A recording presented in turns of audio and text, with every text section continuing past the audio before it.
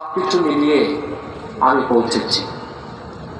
দুঃখ, কষ্ট, অবসাদ, ক্লান্তির বোঝা নিয়ে এসেছি, কিন্তু আপনাদের এই সুন্দর চেহারাগুলো দেখে আমার সব দুঃখ দূর হয়ে গেছে, আলহামদুলিল্লাহ। এই হাজার হাজার জনতা বসে আছেন, আপনাদের কিছু কথা শোনাবো। কোরআন কারীম সূরাতুন নিসা থেকে আমি 48 নম্বর আয়াতের অংশ বিশেষ তেলাওয়াত করেছি। এই গুরুত্বপূর্ণ বিষয়টিকে নির্ভরযোগ্য মুফাসসির এবং মুহাদ্দিসগণের দৃষ্টিকোণ থেকে আপনাদের সামনে উপস্থাপন করার চেষ্টা করব ইনশাআল্লাহ। যদি আল্লাহ তাআলা আমাকে আপনাদেরকে তৌফিক ভিক্ষা দান করেন, বলুন আল্লাহুম্মা আমিন। আমাদের আজকের আলোচ্য বিষয় হচ্ছে শিরক। কি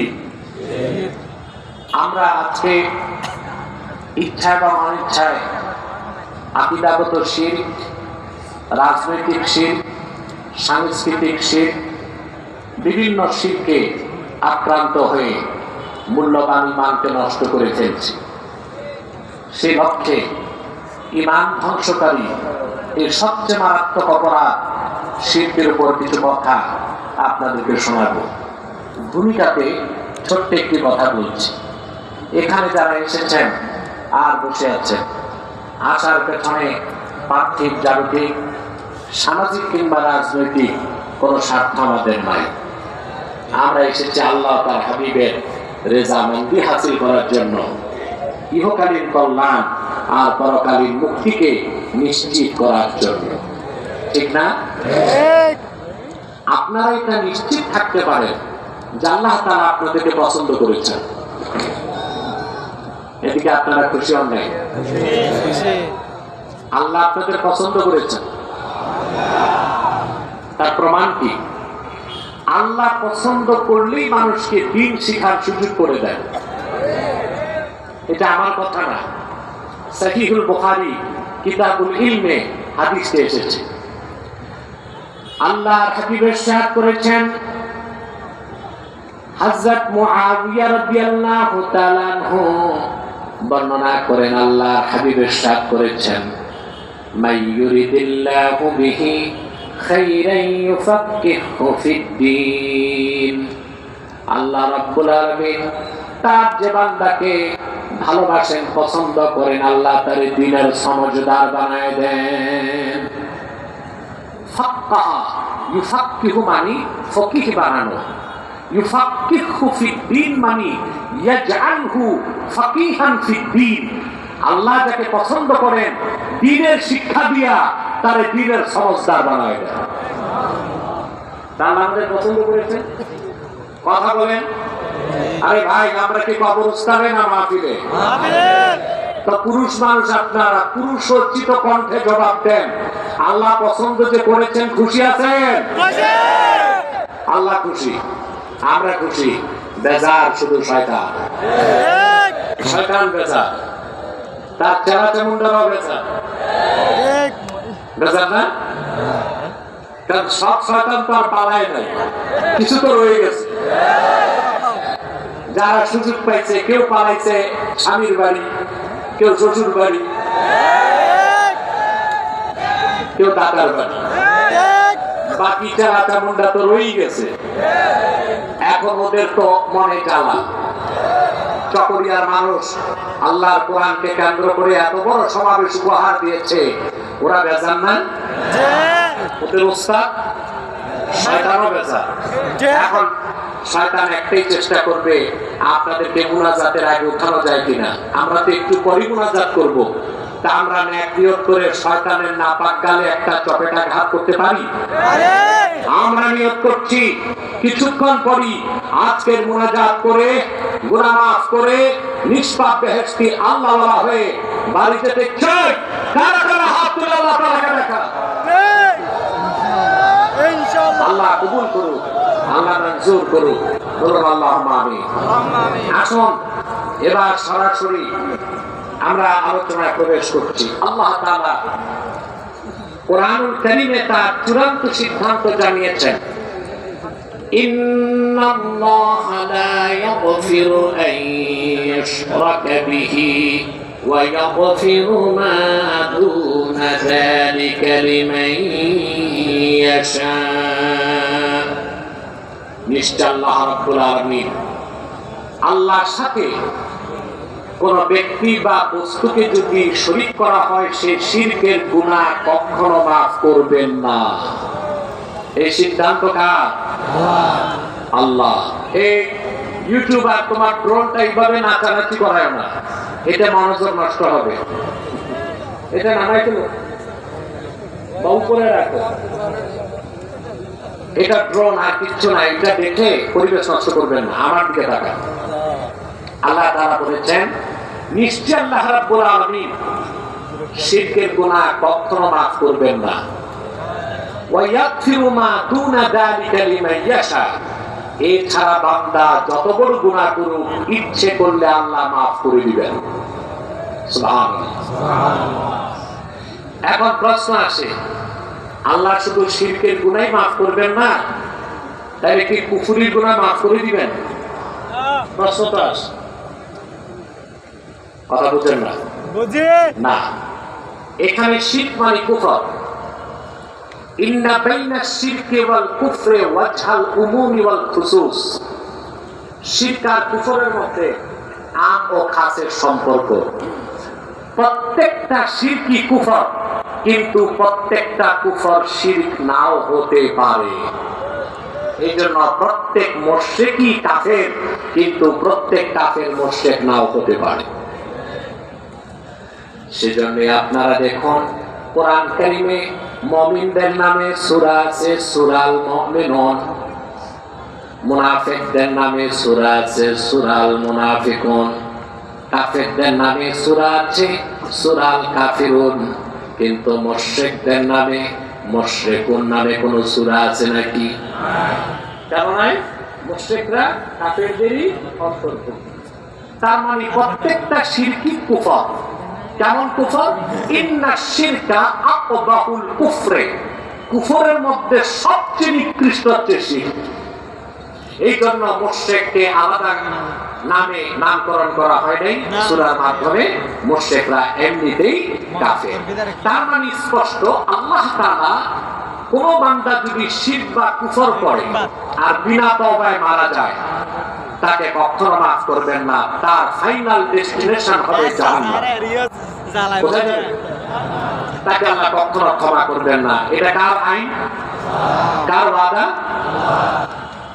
والذين كفروا أولياؤهم الطاغوت يخرجونهم من النور إلى الظلمات أولئك أصحاب النار هم فيها خالدون।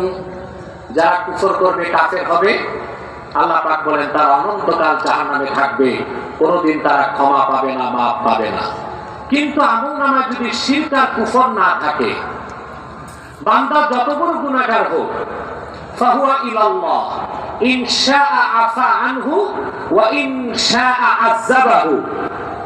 যত বড় গুনাহগার হোক বান্দা, সে যদি মৃত্যুবরণ করে মুমিন অবস্থায়, আমলনামায় শিরক নাই, কুফর নাই, আল্লাহ ইচ্ছে করলে বিনা আযাবেও তারে বেহেশত দিতে পারেন। ঠিক, আযাবের পর বেহেশত দিতে পারেন।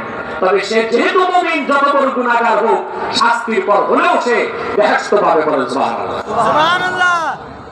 যদি তার পরিচয় হয় উম্মতে মুহাম্মাদী, ঠিক না?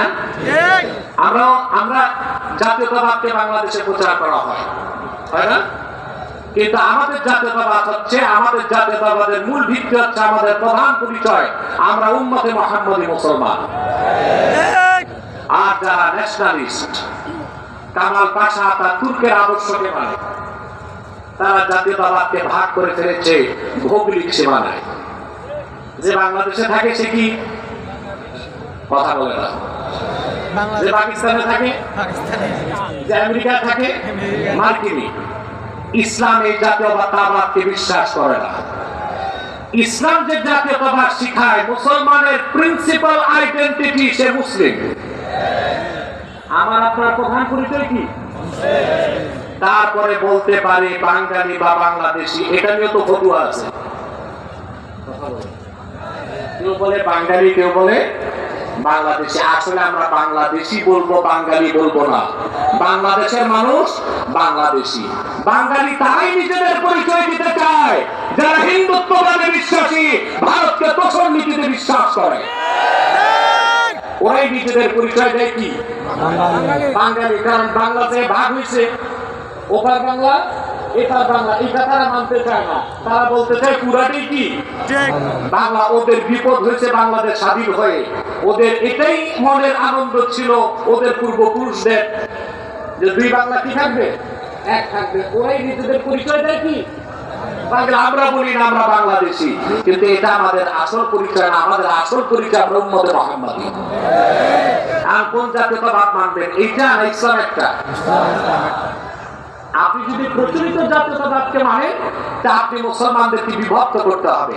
বাংলাদেশে যারা বাংলাদেশি, যুক্তরাষ্ট্রে যারা মার্কিনী, তুরস্কে যারা তুর্কি, কিন্তু কালেমায় বিশ্বাসী সারা দুনিয়ার 57টি মুসলিম রাষ্ট্রের মুসলমান একটা জাতি। 57টা মুসলিম রাষ্ট্র নিয়ে হচ্ছে ইসলামিক ওয়ার্ল্ড, ইসলামী সমাজ। এই সমাজটা কত বড়? রাষ্ট্রবিজ্ঞানীগণ বলেন state is greater than society, is greater than state. রাষ্ট্র থেকে সমাজ বড়। তো 57টি মুসলিম রাষ্ট্র যদি ইসলামী জাতীয়তাবাদের ভিত্তিতে এক হতে পারে, মুসলমানের মোকাবেলা করার কোন শক্তি পৃথিবীতে আছে? 57টি মুসলিম রাষ্ট্রের সম্মিলিত সেনাবাহিনী 50 লক্ষের উপরে। এই 57টি মুসলিম রাষ্ট্র যদি মুসলিম পরিচয়ে এক হতে পারে, কে তুর্কি, কে পাকিস্তানি, কে ইরাকি, কে বাঙালি, এই পরিচয় নয়, উম্মতে মুহাম্মাদী পরিচয়ে 57টি মুসলিম রাষ্ট্রের 50 লক্ষ সৈন্যবাহিনী যদি এক হয়, ইসরায়েলকে শায়েস্তা করতে একটা বুলেট লাগবে না। পেশাব করলে ইহুদিরা সাগরে ভেসে যাবে।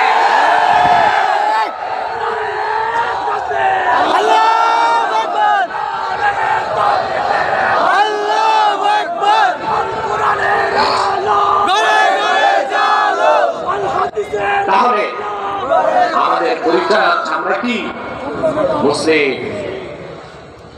এই পরিচয় নিয়ে যদি আপনি কবরে যান, সুবহানাল্লাহ, কবর আপনাকে জিজ্ঞেস করা হবে ওমা দীনুক, তোমার দিন কি? না, জিজ্ঞেস করা হবে দল কি।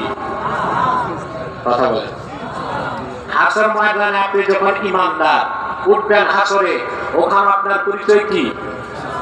সুবহানাল্লাহ।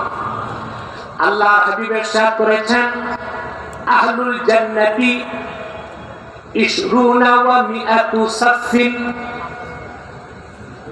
হাসর ময়দানে বেহেশতীদের 120টা কাতার হবে, আর ওই 120 কাতারের মধ্যে সামনের 80 কাতার হবে আমার উম্মত, উম্মতে মুহাম্মাদী। আদম থেকে ঈসা পর্যন্ত লক্ষাধিক পয়গম্বরের ইমানদার উম্মত হবে কত কাতার? 40। মোট কাতার হবে 120।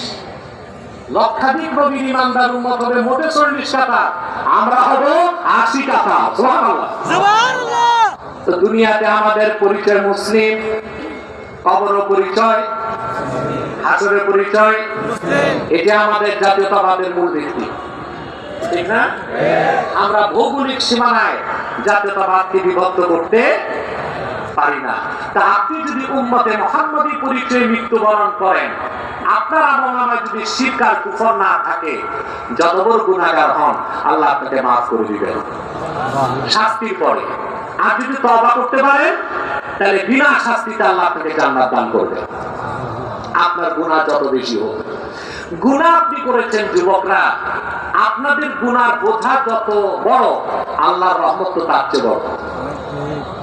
সুনান তিরমিজির হাদিস, হাদিসে কুদসি, আল্লাহর হাবিব ইরশাদ করেছেন, আল্লাহ তাআলা বলেন, ইয়া ইবনা আদম লাউ বালাগাত যুনুবুকা আনানাস সামা থুম্মা ইস্তাগফারতানি লাগাফারতু লাক